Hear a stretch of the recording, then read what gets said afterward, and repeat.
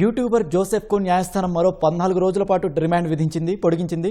మరింత సమాచారం మా ప్రతినిధి జయప్రకాష్ని అడిగి తెలుసుకుందాం. జయప్రకాష్, చెప్పండి, ఇక జోసెఫ్కు సంబంధించి 14 రోజుల రిమాండ్కి సంబంధించిన తాజా సమాచారం ఏంటి? రాజ్ కుమార్ కొద్దిసేపటి కిందటే గన్నవరం కోర్టు రిమాండ్ గడువును పొడిగిస్తూ ఉత్తర్వులు జారీ చేసింది. కృష్ణారావణ్ ప్రస్తుతం నెల్లూరు కేంద్ర కారాగారంలో జ్యుడిషియల్ రిమాండ్ లో ఉన్నారు. ఈ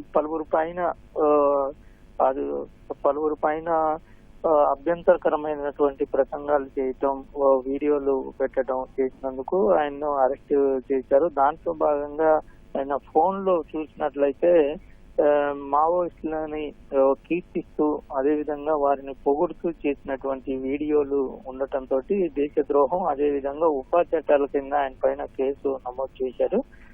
ప్రస్తుతం ఆయన మొబైల్లో ఉన్నటువంటి డేటాను తీసుకునేందుకు ఫోరెన్సిక్ డిపార్ట్మెంట్ కి ఆయన ఫోన్లు ఇచ్చారు. అందులో కొన్ని వీడియోలు కూడా కాకినాడ పోలీసులు తీసుకున్నారని మనకి తెలుస్తుంది. అందులో కొన్ని ప్రధానంగా పలు రకాల వీడియోలు, అంటే కొంతమందిని బెదిరించినవి కూడా ఉన్నట్లు తెలుస్తుంది. మొత్తం మీద ఆ డేటా ఒకవైపు వాళ్ళు అనాలిసిస్ చేస్తూ ఉన్నారు. మరోవైపు ఇటు గన్నవరం పోలీసులు పూర్తి స్థాయి విచారణ చేపట్టాలని కస్టడీ పిటిషన్ కూడా ఇటీవల దాఖలు చేసిన పరిస్థితి మనకి కనబడుతుంది. ప్రస్తుతం కస్టడీ పిటిషన్ మీద విచారణ జరుగుతుంది.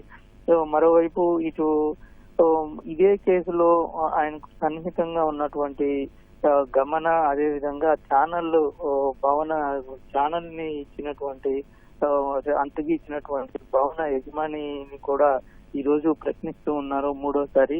అంటే ఈ ఛానల్ కి సంబంధించి అసలు ఎవరు ఆర్థికంగా వెన్నుదన్నుగా ఉన్నారు, దీంతో పాటు మరో 2 ఛానల్స్ కూడా ఇటు కృష్ణారావణ్ కు ఉన్నాయని పోలీసుల దర్యాప్తులో తేలింది. అసలు ఎప్పటి నుంచి ఈ యూట్యూబ్ ఛానళ్లు ప్రారంభించారు, అదే విధంగా వీటిని మూడిటికి ఎలాగ నిర్వహిస్తూ ఉన్నారు, నిర్వహణకు ఎవరు సాయం చేస్తూ ఉన్నారు, అదే విధంగా అందులో ఉన్నటువంటి కంటెంట్ ఏ విధంగా చేయాలనేది ఎవరు సూచిస్తూ ఉన్నారు, దీని వెనకాల ఎవరు ఉన్నారు, ఏదైనా కుట్రపూరితంగా ఈ ఛానళ్లు నిర్వహిస్తూ ఉన్నారా అనేటువంటి విషయాలన్నింటినీ బయటికి తీయాలని పోలీసులు ప్రయత్నిస్తూ ఉన్నారు. అంటే ఈ రోజు జరిగినటువంటి కోర్టు విచారణలో ప్రస్తుతం రావణ్ నెల్లూరులో ఉన్నందున వర్చువల్ గా కోర్టులో న్యాయమూర్తి ముందు ప్రవేశపెట్టారు అధికారులు. విచారణ జరిపినటువంటి న్యాయస్థానం మరో 14 రోజులు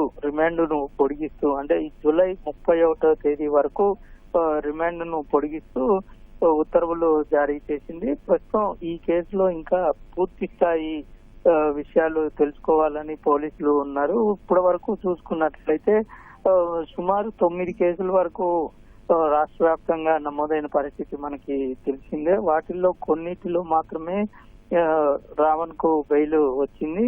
ఇంకా ప్రస్తుతం కొన్నిట్లో ఇంకా పీటీ వారెంట్లు కూడా వేయాల్సిన అవసరం ఉంది.